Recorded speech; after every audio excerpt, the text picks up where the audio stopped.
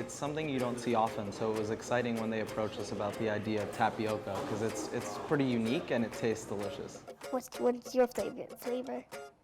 Banana!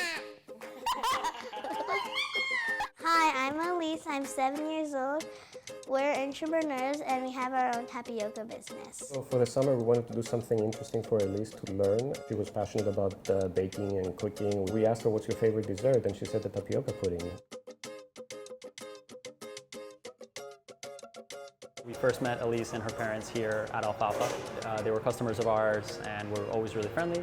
They came to us with this idea about the little curiosity labs just because Elise, really enjoyed making her tapioca dessert, and they thought that it might be interesting to actually set up a little stand here at the shop, and we thought it was a fantastic idea and we wanted to support her in that. And they sat down with her, they asked her, what's your vision? How do you come up with the idea? What are you trying to do? And they were on board from the very first second. Tell me about your first day at the pop-up. I was a little nervous because it was my very first time selling. Elise and Coco were very nervous at first working with us, but who isn't? As a young entrepreneur, we were nervous ourselves, but as we continued meeting with them, they were very open and happy to hear feedback, ultimately enjoyed working with us, and now when I see them, it looks like they're natural salespeople working in a restaurant.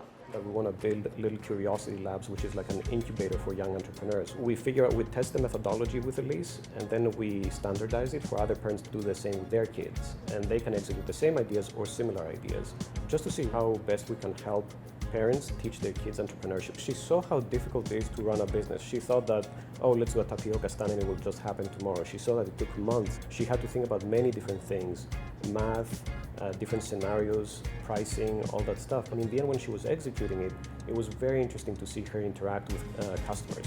When she was trying to sell, how she dealt with rejection.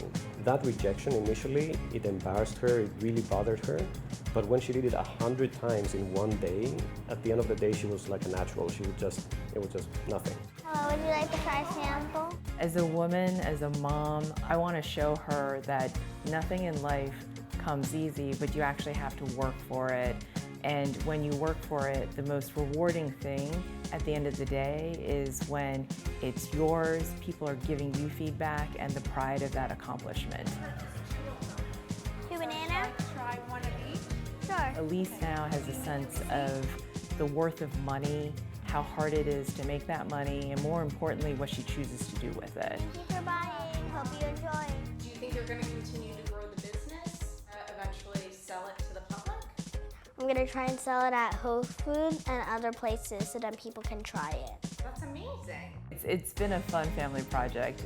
We don't know where it's going to go, and we started this always with the intent that it's wherever they want to take it.